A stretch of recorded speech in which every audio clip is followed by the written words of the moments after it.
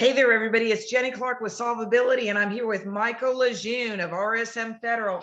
He's the guy that put this book together. Oh my gosh, I can't show it inside my window here, can I? Yeah, the green screen's taking over. I love it. I know.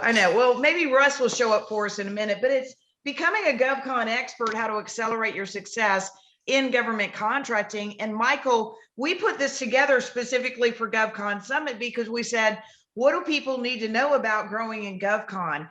And I think all they need to know is know Michael LeJeune, who gives me a boost every time I have a phone call with them. Yeah. So Michael, how about tell everybody what you're doing and what we're doing with GovCon and where we ought to go from here. Yeah, no, take it away. That's a big segue. And I appreciate that. You know, I'm so humbled every time I'm able to help anybody with anything. And I think it kind of goes into the conversation. I know we wanted to talk a little bit about sort of setting boundaries by being able to say no to things, like how and when to say no. And, you know, for me, I think that's probably the foundation of a lot of success that I have today, of being able to choose what to say yes to. Because every time you say no, you get to say yes to something else. And every time you say yes, you're saying no to other things, right? It's this vicious cycle. And so what am I doing in GovCon today? So I'm doing a lot of stuff like this. And whether it's on a training like this, or, you know, discussion format, whether it's webinars, whether it's content creation, you'll see I just started ramping up the LinkedIn videos. My goal in those is some sort of really good value in under 3 minutes. Like, I don't want people to spend more than 3 minutes watching a video of me. And you know, we're doing that. We've got the podcast. We've got federal access, where we're bringing in clients and teaching them how to win government contracts. We've got the coaching side of the business. So there's no shortage of things on my plate right now. And you know, the big one that's coming up is GovCon Summit, where we're all going to be teaching different sessions based on the book. Jenny, I think you refer to the Becoming a GovCon Expert as the manual for government contractors and for the summit. And what I love about that is it's this ongoing tool that before, during, and after the conference, they have this tool to refer to. It's got everybody's contact information. It's got the fundamentals baked right into it, so they can always go back when they get off track. But the sessions are going to revolve around that content a lot, and that's what I'm really excited about. So we've got that coming up in April here. That's going to be a whole lot of fun, a lot of live sessions, a lot of one-on-one time, where I think it's great when you go to a big conference and you get to see somebody on stage, and then you get 5 seconds with them when they get off stage. But what I really love about the virtual conferences is how they're so just interactive like this, like we're sitting around the kitchen table and we go through the training, and it's very practical. It's stuff that's going to really energize you and get you going. But then once we're done, we can talk one-on-one, or 1 to 50, right? And then we can kind of go around the room. And I know you've got it set up for us to host some networking sessions like that. So all the speakers are going to get an opportunity to do that. So really exciting stuff there for GovCon. That you know, I think this is our first virtual event. I think there's always going to be a virtual component after this one, probably, but we'll see. So for the topic today, really talking about, like, how do you say no? I think what people have to understand is, if you say yes to everything, and this is going to hurt for some people, by the way, if you are the kind of person that says yes to everything, you're avoiding or procrastinating something. Oh, you caught me. You caught me. Yeah. I never realized that. You're forcing me to admit that. Well, and that really, for a lot of people, is the biggest thing, is being able to admit. So, like, if you think about it, like when you were young and dating, because a lot of people in their teens and early 20s, they go through this dating cycle. And when they're in the mode of what I would say trying to find somebody to date, they always have to. I've always got time to go out to the bar, the club, the movies, the whatever. But once they find somebody, they say no to everything else. They're like, hey, Mike, can you go to the movie? Nope, can't go to the movies. Got to spend time with Rachel. Got to spend time. So, like, once they get focused on the thing, like that's where all their attention goes. Same thing in a marriage. When you're 20 years in and you've got problems in your marriage and you're trying to avoid that, people are like, hey, Bob on the street says, hey, you want to go to the movies tonight? Sure, Bob. I don't even know your last name, but I'll do it, because I'm avoiding dealing with the thing that I should be dealing with. And it happens in our business all the time. That's just a really simple example with relationships, but it happens in the business all the time. where you just keep saying yes to stuff because you don't know how to solve the fundamental problem you have. And Right. And it's so much easier to get distracted and say, oh, well, I'm going to do this first. And maybe by the time I finish figuring this out, I'll come back to that same problem. I've got the same problem on my wall for weeks. yeah, And that's what makes so much difference to be able to get on a phone with you and talk about it. You know, you've just been such an awesome coach to all of us whenever we come up with it. So tell us, how did you develop that skill? What's your secret? How do we do it? yeah. So the coaching skill is one thing. The procrastination one's a different one. So I'm the kind of guy that at my very core, I'm a little lazy. And some people are like, oh, it's not lazy, it's whatever. I'm like, yeah, I like to goof off. I really do. And so for me, I really tried to get the best use of my time when I have. So like if I'm doing something, I'm really focused on how do I get this done quicker, the most efficient, but good enough. Like it doesn't have to be perfect for me because I want to do other things. I want to go hang out with my kids. I want to go watch a movie. I want to play a game, whatever it is, right? I want to do those things. I don't want to be strapped to my desk. And so I just personally got to this point where I'm like, if I'm going to have the freedom and flexibility so that every time when my sister calls, I stop what I'm doing and I answer the phone. Or when my daughter calls, I stop what I'm doing and I'm answering and I answer the phone. Or one of my kids says, hey, can we talk? Or hey, can we go do this? I say, yep, I want that in my life and I want that to be the priority, not my business. But in order for that to happen, my business has to work. Because if my business is not working, I have to say no to things all the time because I'm like, yeah, I can't do that because it's broken. And I'll tell you, we were talking about the movie The Secret just before this, just a little bit. And one of the things that I've always thought is so fascinating for me is these people that grasp the concept of let me infuse it in my brain and think about it and set my goals, but then they don't take action. And the people that just think about their goals all day, they'll come take your stuff. Like if you can't pay your bills, they'll come take your stuff. I've had it happen. I've been so broke that stuff gets taken and it's not fun. And so when you don't have the finances in order, the systems in place, all those kind of things, those things consume who you are 24/7 and you don't have time to do the other stuff. Even if you're doing the other stuff, like spending time with your kid, you're thinking the whole time about how you're going to pay the next bill or what's going on in the business that's broken or these employees that you can't train because they don't know what they're doing when it's really you, right? So if the business is in order, you get to do the stuff you want. Because I've never met a person that comes up to me and says, you know what, when I was a little kid, 3 years old, all I could think about was being an entrepreneur and managing 150 people and dealing with HR and looking at P&Ls. I've never met that.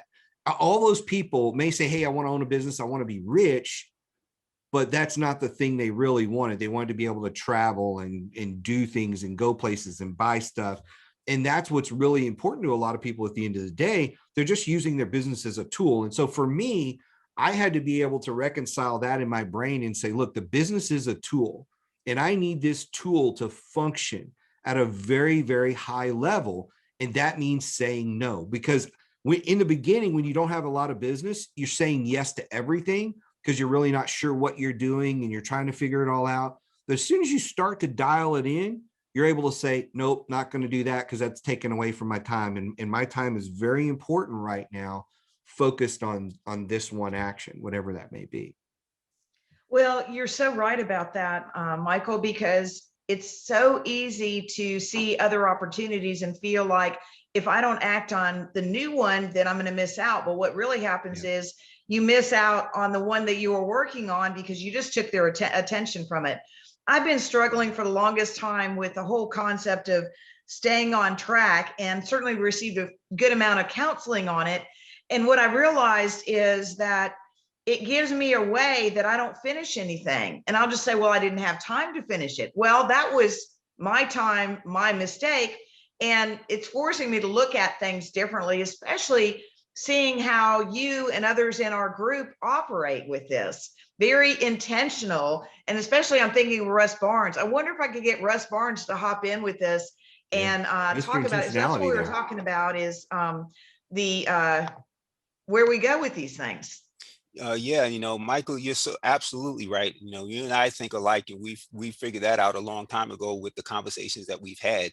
And one of the books that I've read called "The Science of Getting Rich" by Wallace Wattles reiterates the point that you made. If you're sitting around thinking about your goals, and if it's this sort of metaphysical thing where, if I set my intention, then the universe will work on my behalf to make it happen. And in that book, it says, yeah, if you work. And so, I am 100% in agreement with you in terms of the business. I don't want my business to control me. I want to control the way my business progresses from where I am to where I want to be. And you can do that very intentionally. But you have to put those things in place. And I love what you said about being able to just, stop what I'm doing and go have a meal with my wife. She's working at home right now, so I can go right in the kitchen and sit down and we can have lunch together, and I don't feel pressured because I know what I need to get done. I know if I have a great idea, I can put it in a bin and I can prioritize that for sometime later. And I always try to stay ahead of the timelines and the deadlines by a fair margin. And Yeah. so that keeps me very intentional about what I Yeah. do. And, for me, I have the stuff that needs to get done and the stuff that I want to get done. And it's very easy for me to kick something to the next day or the next week when it's a want versus a need. And for me, like I said, I try to be fairly quick about the things I do. When I write a book, I focus on a book that's 200 pages versus 400 pages, because you don't need to write it that way. You just do that because you want to sell a book and they want a 300, 400 page book, right? I don't do that. I don't have the pressure of a publisher that's saying you're going to do it this way because that's how we need to do it. And I think that goes back to most people that are in business today don't have a plan. They don't have a goal. They don't even know why they're in business other than they didn't want to work for somebody else. They lost their job and they couldn't work for somebody else and they had to do something. But at some point we go from this very, what I would call romantic dream of this business to this thing that needs to be fed every day by our energy. And by the way, sorry for lawnmowers. I live in this community where there's a lot of older people and they decide to mow the lawn anytime I get on video. I don't know how they know it, but it's hilarious. But yeah, I think that's the first thing, and that is your word, Russ, intentionality, where a lot of people, they get in business and it's like they start on a trip across the country and they know they wanted to go to California and they're leaving New York, and somewhere maybe in Ohio, the stress of the trip gets to them and they just forget about going to California and they just settle down and buy a house in Ohio.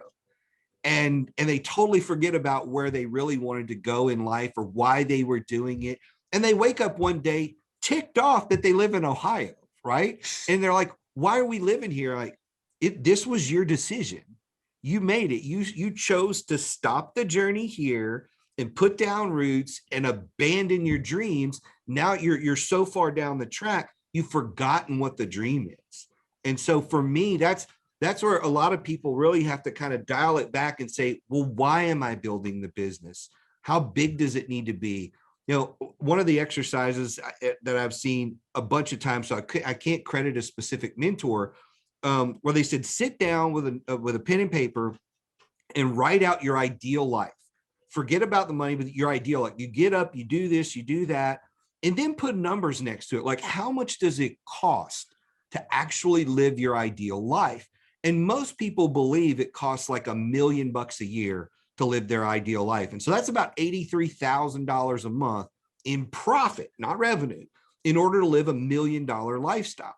But if you sit down and actually start to map that out, most people will find out that it's somewhere between $8,000 and $12,000 to live like a lavish, crazy lifestyle.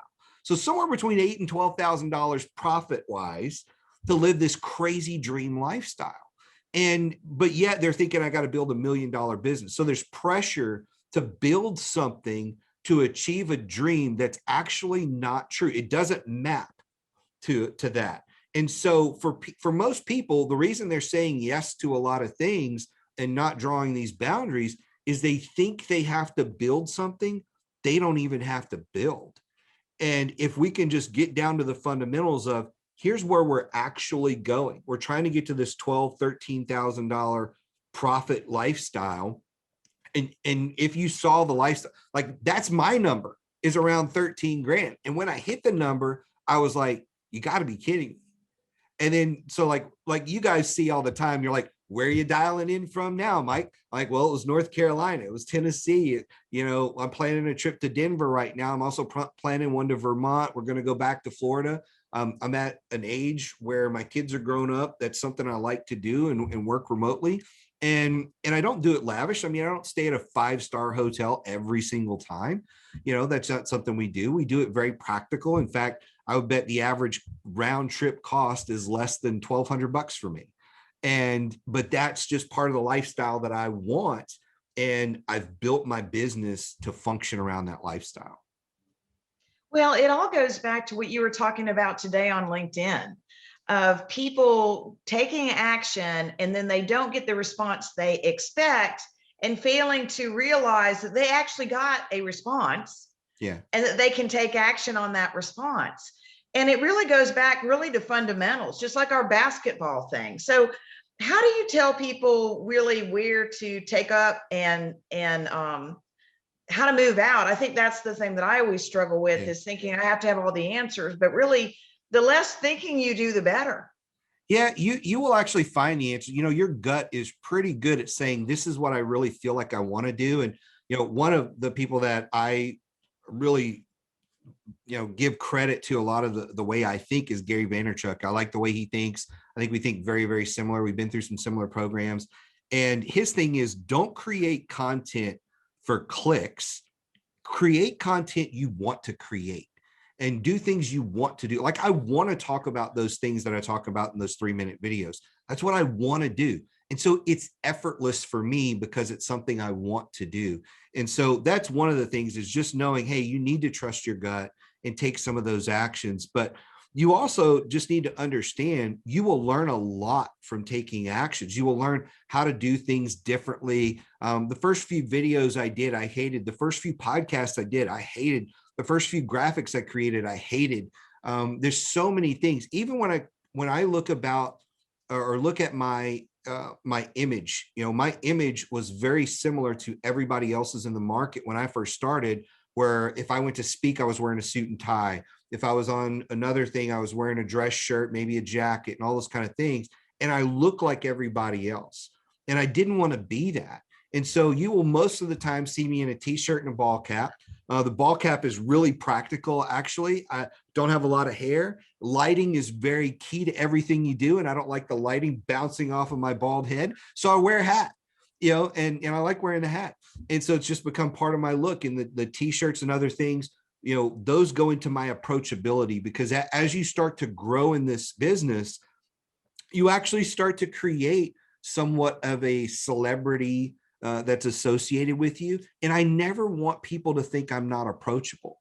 I want to be approachable at all times. And so I dress down primarily to make sure that I'm approachable. And it's comfortable for me. And you'll see, it doesn't matter how you dress, what you look like. The things that are coming out of your mouth are what's really important. Like, how valuable is the content? So I can show up to a conference. There's a guy in a suit and tie, and he's given a really dry, lame talk about whatever. And then I get up in a t-shirt and shorts and blow the crowd away because the content's good.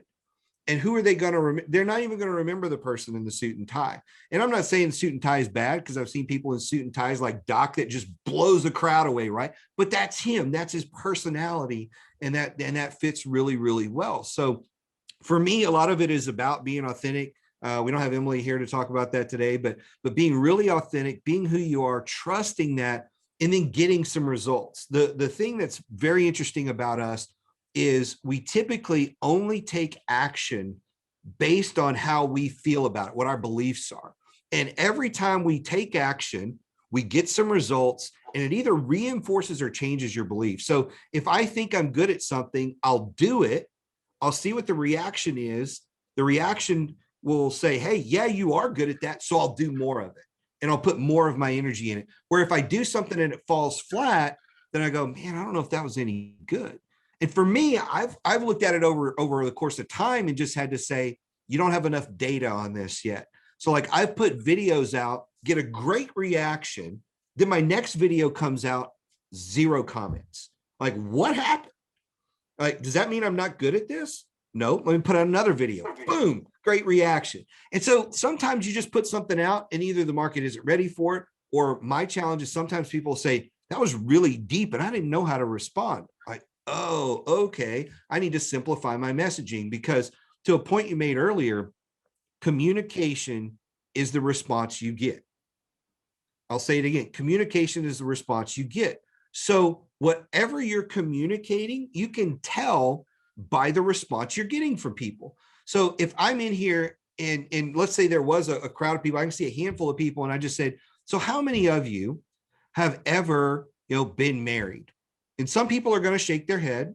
Some people are going to raise their hand. Some people are going to say something. But if the response I wanted was raise your hand if you've ever been married, I didn't say that the first time.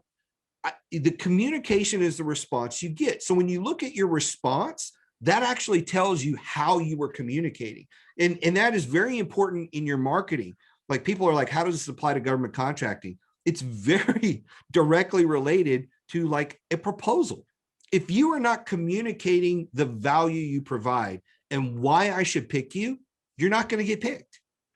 If you're doing that in teaming meetings or networking, and what you're communicating is you're just like everybody else, you're going to get the response that everybody else gets. So your response, or the response of the market, of the crowd around you, tells you how well you're communicating. And you basically, in order to change how you communicate, you just have to listen to the people around you and see how are they responding. And then you just start to change it. So like first few videos I put out, I didn't really say comment below, do this or that. And then I started, hey, let me change that up and say, hey, I'm going to tag some people. You tag some people if you think, they'd be able to comment on this, and drop your comments below on how you would do X, Y, or Z. And it's part of the communication process. And all of a sudden now the engagement goes way up, because I've changed how I'm communicating and what I would like you to communicate to me. And that's just very directly in business. Oftentimes we get frustrated because we think we're telling people stuff, but at the end of the day, it's like, well, you're not showing them how to sign up for your thing, or, what next steps are, or, what action if there's a specific action you want them to take, people have to be told that. Just like I said, raise your hand if you have been married before. The action I want is I want you to raise your hand. So I've got to specifically say that, not just say, well, who here has been married before? Because some people just shake their head or internally think, yeah, that's me. So well, I think you've made a really good point about the communication is if you're not getting a response, it's because you're not putting out something to ask for a reaction. right. And the other thing that I think is so important about what you're saying is you have to know what you're trying to get out of it. And and you've got to create a way where you're giving something and receiving something. And otherwise people are like, am I supposed to act? Am I supposed to do something? So so Michael, tell us a little bit more about what your section is of the book, because I always tell people, if you want to learn how to move faster in government contracting, you need to go to 5 months versus 5 years. And you got a podcast on that, right? Yeah, that's a fun podcast where I really talk about slowing things down for the next couple of months to get all your ducks in a row so that you can accelerate. That's really the gist of it. You can go a lot faster once you have the right foundation. And that's a key part of that. But I'm going to say one more thing about communication, and I'll talk about the book. In one of the things that we need to get better at as humans is communicating why we're doing things or why we're not.